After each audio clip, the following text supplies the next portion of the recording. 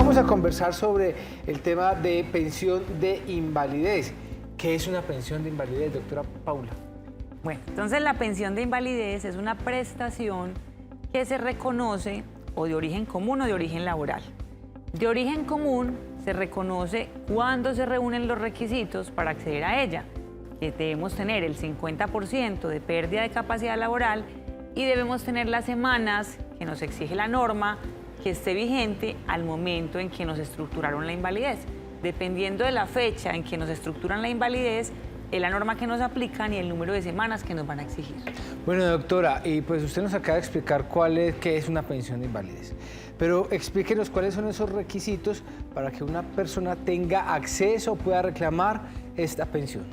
Bueno, entonces, cuando hablamos de pensión de invalidez de origen común, es decir, que la invalidez no se originó por causa o con ocasión del trabajo, sino de origen común, los requisitos son estar calificado con una pérdida de capacidad del 50% como mínimo y tener, si estamos hablando del 2023, 50 semanas cotizadas en los 3 años anteriores a la fecha en que se estructuró la invalidez.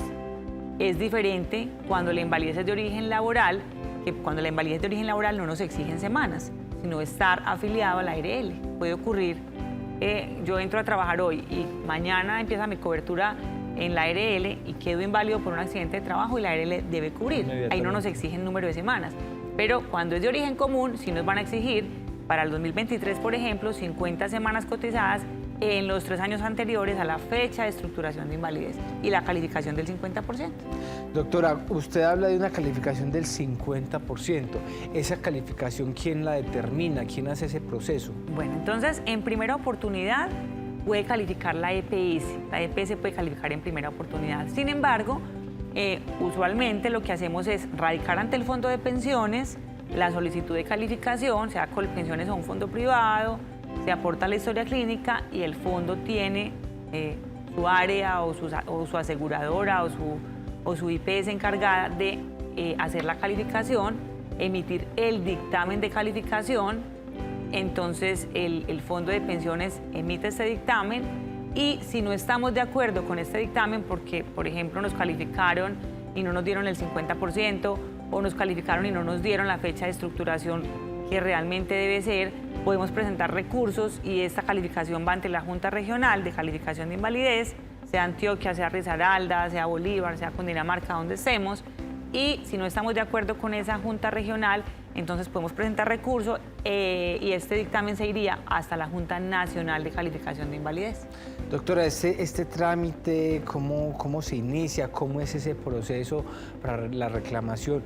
Me imagino que como hay allí una invalidez, pues uno primero hace la solicitud y luego tiene que probar esa invalidez. ¿Cómo es eso? Bueno, esto es simultáneamente. La solicitud de calificación de pérdida de capacidad laboral va acompañada de toda la historia clínica.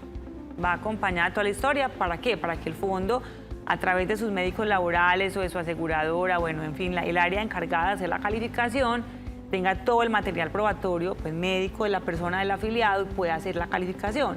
En algunas oportunidades los citan de manera presencial para definir algunas cosas adicionales o algunas veces inclusive con la sola historia clínica es suficiente para hacer la calificación.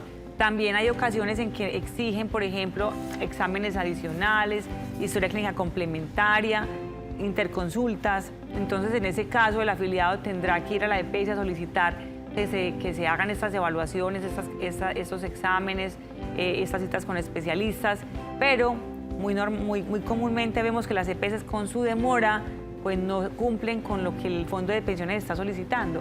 En este caso nosotros sugerimos entonces presentar tutela, presentar quejas a la superintendencia e inclusive decirle al fondo que ellos por medio de sus médicos o de sus prestadores de servicios pues evalúen y hagan esas citas complementarias o esos exámenes complementarios para no esperar a que sea la EPS quien tenga que hacer esto.